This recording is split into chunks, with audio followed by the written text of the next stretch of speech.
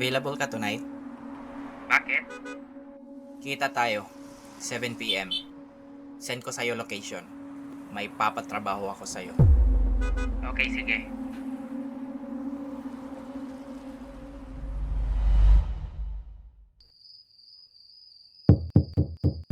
Kumusta? Long time no see. Eto, maganda pa rin. Upo ka.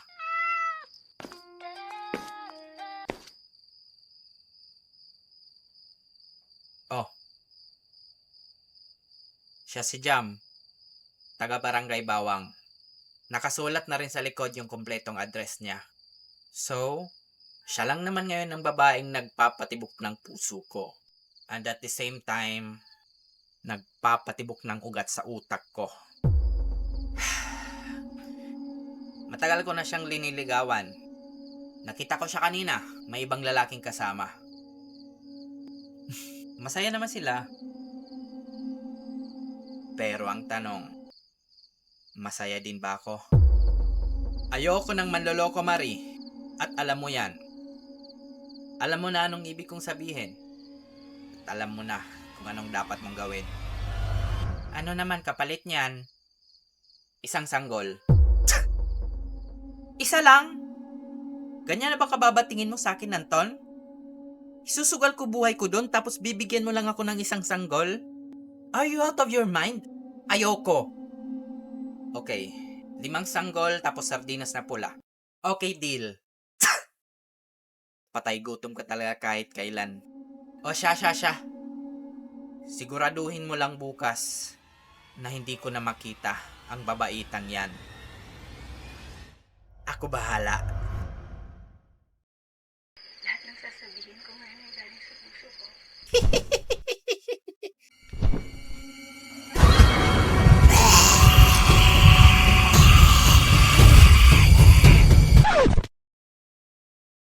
Aray! Ganyan ba ako kaganda para matulala ka, be? Teka lang po. Wala pong buntis sa pamilya namin. Baka po naliligaw kayo ng bahay. Ikaw sadya ko, be. Fairness. Sexy ka in person. May taste talaga tong si Anton. Jam, right? Ha?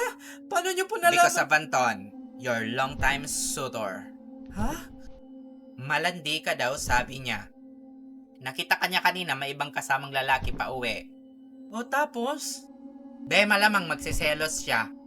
Imagine ha, yung effort, money, time, wasted just courting you. Kaya binayaran niya ako para tsorpahin ka. Pero don't worry, Jam. I'm not the one-sided wakwak. Papakinggan ko yung side mo. I'll give you 5 minutes. Go. Wait, sinong lalaki? Wala naman akong kasama kanina ah. Maang-maanga ng person, mahirap kalabanin ng ebidensya, Jam. Ha? Wala akong ibang kasama kanina. Sino tong kasama mo? Multo? Hindi yan edited ha. Di ako marunong mag-photoshop. Kapatid ko to eh. Si Rick? Tama nga hinala ko. Jam, look me in the eye. Totoo ba sinasabi mo? Oo, nakababatang kapatid ko yan. Yun yung picture oh. Sinasami ko na nga ba eh. Basang-basa ko na talaga ugali ng Anton na yon. Napakasiloso! Maski aso pinagsisilosan. And FYI, walang ibang nanliligaw sa akin kundi siya lang. I know, right? Halata naman sa itsura mo. Oh, siya. Pasensya, Jam, ha? Trabaho lang. Jam? Pwede favor? Ano yon? Pwede ba gawin mo ulit?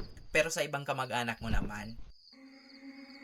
Pagsilosin mo lang siya ng pagsilosin. Need ko kasi ngayon ng maraming sanggol. Panghanda sa Pasko at New Year. Ay, sorry ha. Di ko po yan magagawa kay Anton. Malaki po respeto ko sa kanya. Char! Di wag. Salamat ka, medyo mabait pa ako sa'yo. Oh, siya. Sige, alis na ako. Good night. Bye. Bye po.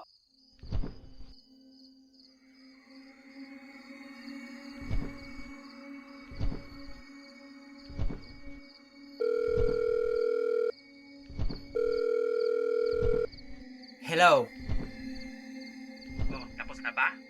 magkita tayo sa office mo. Now na. On the way na ako. Okay, sige.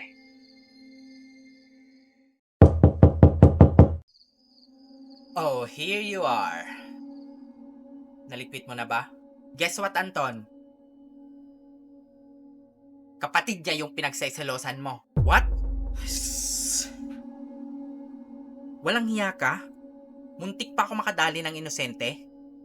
Wala ka pa rin talagang pinagbago. Don't you remember? Yung pagiging siloso mong yan din yung naging dahilan ng paghihiwalay natin. Tapos ngayon, ipapahamak mo pa ako sa basurang ugali mong yan? Di ka pa rin natuto. Marie? Sa totoo lang, ginawa ko lang naman yun para pagsilosin ka. What? Ako magsiselos? Ginawa ko lang naman... Stop this nonsense, Anton. Grow up! Move on! Kung ito ginagawa mo para pagsilosin ako, pues, ginagawa ko to panghanda sa Pasko. Para sa pamilya ko. Huwag mong gawing laro-laro lang to, ha? I tried! Pero Marie, ikaw pa rin talaga. Pwede pa naman natin ibalik yung dati, di ba? You know what, Marie? I miss being held by you. Miss ko na lahat ng nakaraan natin. Tawanan, iyakan, kulitan, lambingan, smoke then fly. Anton, stop! I thought di na tayo magkakausap ng ganito. But Marie, I miss your baby kisses. You miss my body? I miss everything in you. Pinamiss ko pagkainit natin sa isa't isa, like, that was so hot. So ano ibig sabihin mo? Pwedeng tayo na lang ulit? Hell no! I'll touch myself na lang rather than being with you again. It was a nightmare spending time with you, Anton. Kung alam mo lang. And we'll never, ever go back to redo those mistakes ever again. And this will be the last time ng pagkikita at pag-uusap natin. Palayain mo na ako, Anton. Please lang.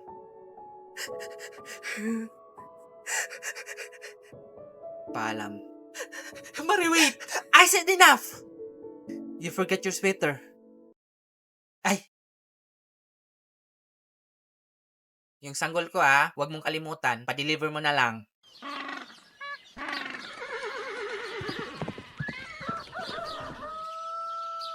Be, sama ka mamaya. Saan mo na naman dadalhin anak ko?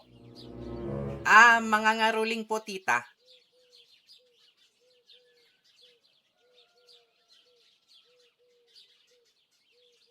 We, shh!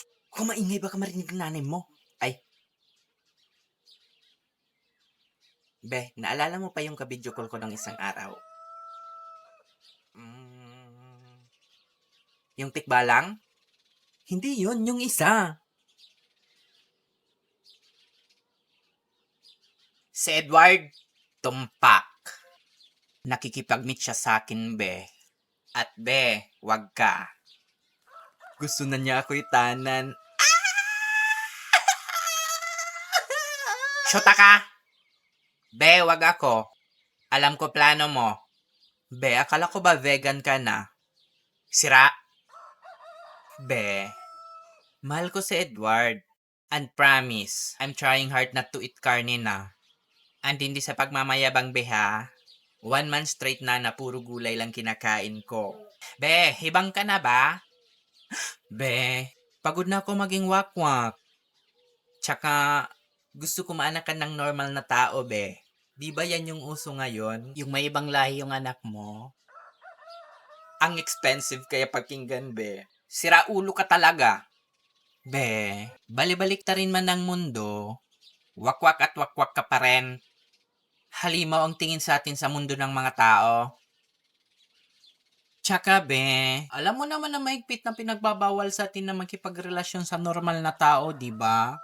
Napakadelikado dun para sa mga tulad natin. Or baka maya-maya, baka patibong lang yan. Be, ikaw lang inaalala ko. Eh di magpapanaturalize ako, be. Naturalize. Para tuluyang maging isang ganap na tao. Be, advice ko lang sa'yo ha. Tigil-tigilan mo na yung kaka-cellphone mo. Kung ano-ano na lang kalokohan na lalaman mo. Be, di ka ba nagsasawa sa buhay na to? Parang maliit mundo natin. Araw-araw tayong nagtatago.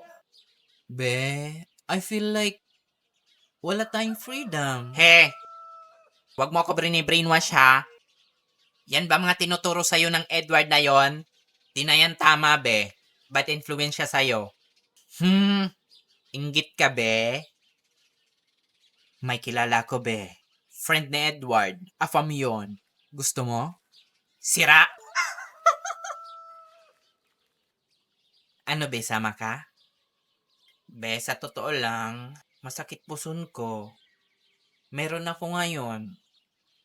Pas muna siguro ako, be. Bahala ka, be. Simula ngayon, pinuputol ko na pagkakaibigan natin.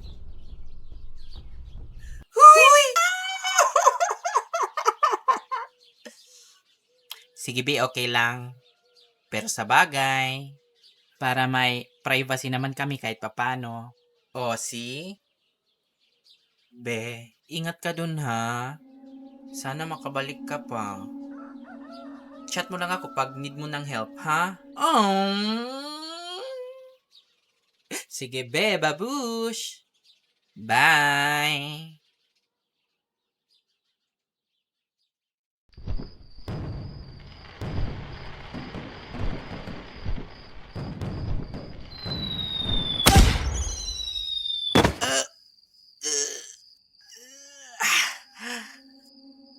Be, ano ba yan? Nananadya ka ba? Sa susunod na magpapaputok ka, tumingin ka muna sa taas, ha? Shit, hala. Hello, Bal? Bal, asan ka na? Nandito na ako. Sorry, Bal. Na-traffic lang po. Malapit na po ako, promise. Sige, Bal, ingat ka. I love you.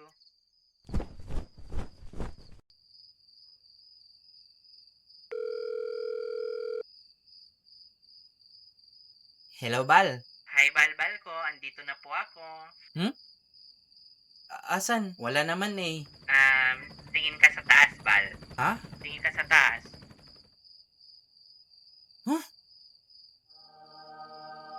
Anghel ba tong nakikita ko? He, bolero. Kanina ka pa dyan, Bal? Kararating lang, Bal. Huh? Wait lang, Bal. Ingat ka pa ba dyan, Bal, ha?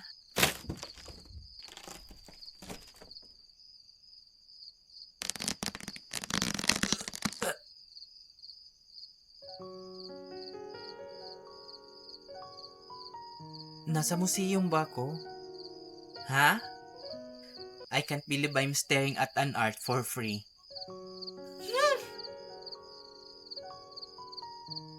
Di ko in-expect na mas maganda ka pala sa personal. Bal, alam mo, hindi ka lang pogi. Bolero ka pa. Di, totoo nga. Bal, thank you sa pagtupad sa wish ko, ha. Thank you din, Bal, ha. First time to nangyari sa buong buhay ko. Ang matrato na parang tao. Huh? Ay! Lipat tayo sa liblib, Bal.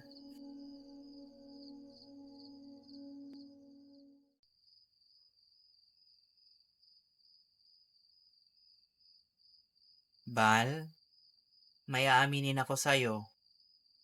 Huwag ka sanang matakot, ha? Ano yun?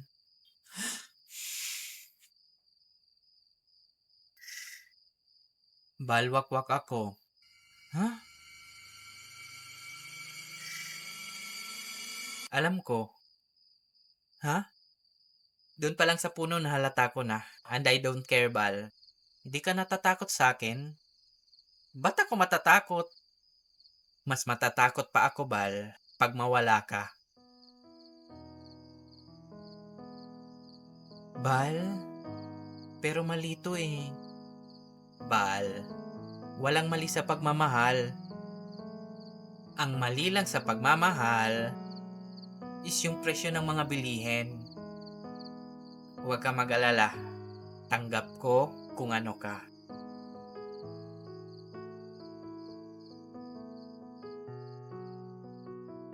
Thank you, Bal.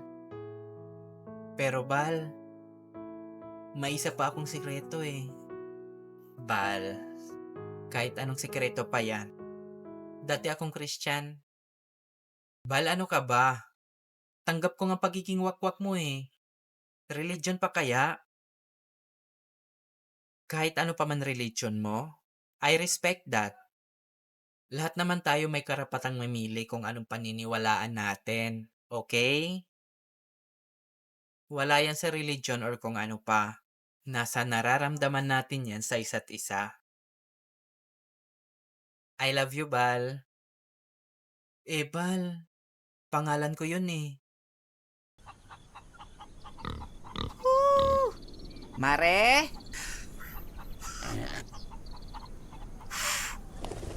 Mare! Ay, salamat. Uy, Mare, napadaan ka. Ano meron? Winter na pala dito sa inyo, Mare. Anak, paki-off nga muna yung snow. Nilalamig tita mo. Opo, Nay. Pasok ka, Mare. Mare, narinig mo ba yung bali-balita? Na? Nako. Galit na galit mga kabarangay natin. Sunod-sunod silang namatayan mga alagang hayop. Yung si Mang Ramon? Nako. Na-postpone sabong niya gawa ng inatake mga alaga niyang manok. At alam mo, Mari, yung mas nakakatakot? Mga lamang loob lang daw yung kinukuha ng sospek. At ang sabi-sabi, kagagawan daw ng aswang. Aswang? Yep. Kaya ikaw agad pumasok sa isip ko. Di ba marami kang alagang hayop? Bantayan mo yan, Mare. Malaking lugi yan sa negosyo mo kung sakali man. Nako, wag naman sana. Salamat sa balita, Mari, ha? Hala, sige, Mari, mauna na ako, ha? Baka gabihin pa ako sa daan, mahirap na. Sige, ingat ka, ha? Double! Diamond! Triple!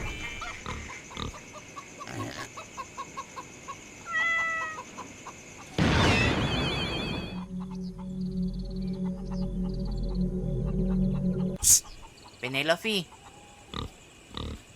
Pasok ka.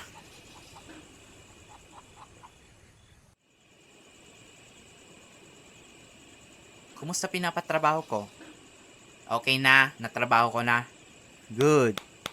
Kumusta sales natin?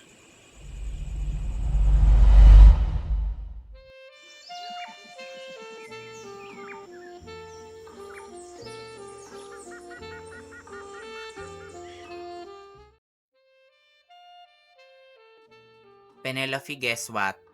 Number 1 na tayong supplier ng karne. Hindi lang sa barangay natin, kundi sa buong syudad.